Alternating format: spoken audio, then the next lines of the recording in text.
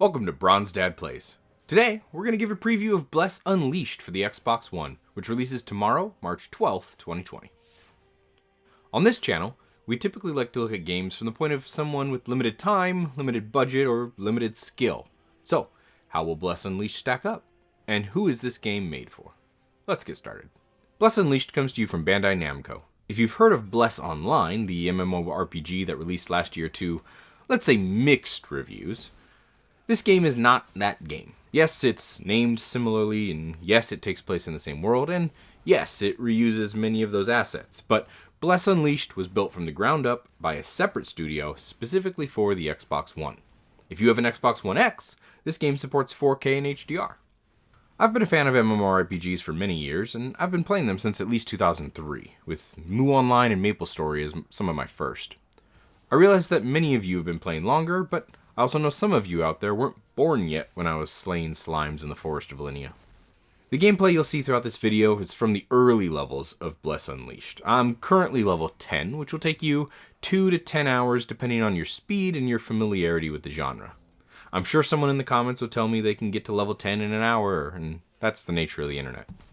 Bless Unleashed is an Eastern-style MMORPG built to appease Western audiences. It has a bit of an identity crisis, but does its best to build the systems around its core design philosophy. What does that mean? Well, Eastern MMOs, like those in Korea or China, tend to favor a bit more grinding and often lack clear direction, preferring to let you explore the world and live in it. This usually helps fuel the East's favorite gambling mechanics, but they offer and incentivize things like crafting, cooking, enchanting, etc. Early in Bless Unleashed, you'll go through several tutorials to introduce you to the systems, but you can technically access them much earlier on your own as you route through town. You're specifically told that you may struggle in combat if you do not invest time and money into enhancing and crafting your own equipment. Western-style MMOs tend to favor action combat, dodging, theme park design, and more cartoonish graphics. See World of Warcraft. Western MMOs in recent years pride themselves in voice acting, cutscenes, and trying to guide the player with very clear objectives. You'll see this in the quest delivery systems and combat primarily, favoring the action-heavy design that is on trend in the West. Bless Unleashed takes these two ideas and tries to fuse them. We'll talk about the success of that later on. The game is built around the Xbox One. When they say that is true, they mean it is true. It was built with the controller in mind, a UI that makes navigating easy, and complete integration to the Microsoft Store so they can quickly empty your wallet. So enough about the overhead. What are my first impressions? Let's start with the positive. Bless Unleashed will appeal to the lovers of older MMOs. You'll find all of your typical side activities, a world asking to be explored, and all the gathering and crafting you can handle. Combat comes with resurrection sickness, reputation is waiting to be grinded from every faction you meet, and open world PvP threatens to stomp your newbie butt until you learn to live in the tense environment. Players of Lord of Rings Online, Warhammer Online, EverQuest, or the many other old games that let you wreak havoc on the world will be pleased. While I'm not yet far into the game, it's clear that there's a lot on offer. I see all of the crafting, all the materials I need to gather, dyes that are created by the players, and of course bag pieces that need to be found in treasure chests that litter the world. There's a lot to do here, and the game's only on patch 1.0. You can only imagine how much will be added over the years. Not a lot of MMOs in the market support controllers, and fewer still yet were built around it. This makes an excellent reason to play from the couch or teach your kids their first MMO.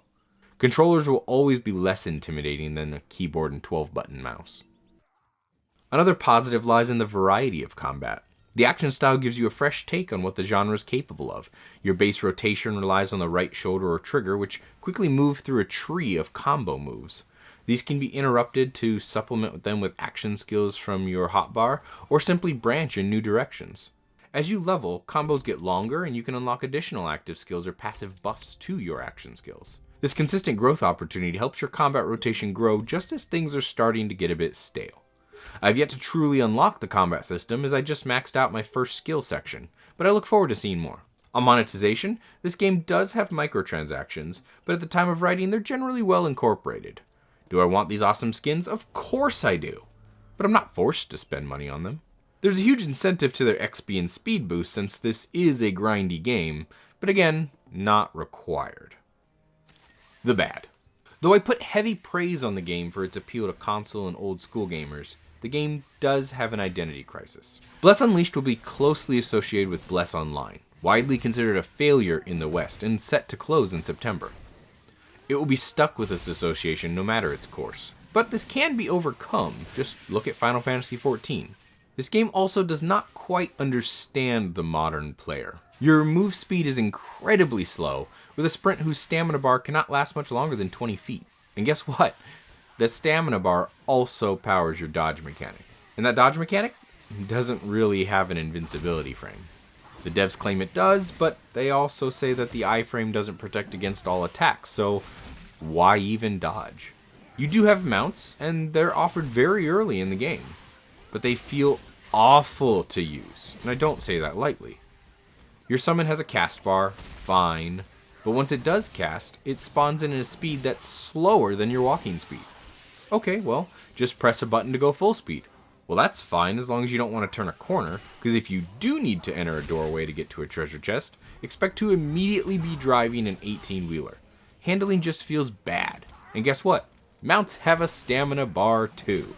The variety of skills Bless Unleashed offers you looks very promising. However, Bless Unleashed has committed to a, quote, role-less structure, to quote their AMA. They believe in breaking the Trinity and allowing people to play what they wish. On paper, sounds great.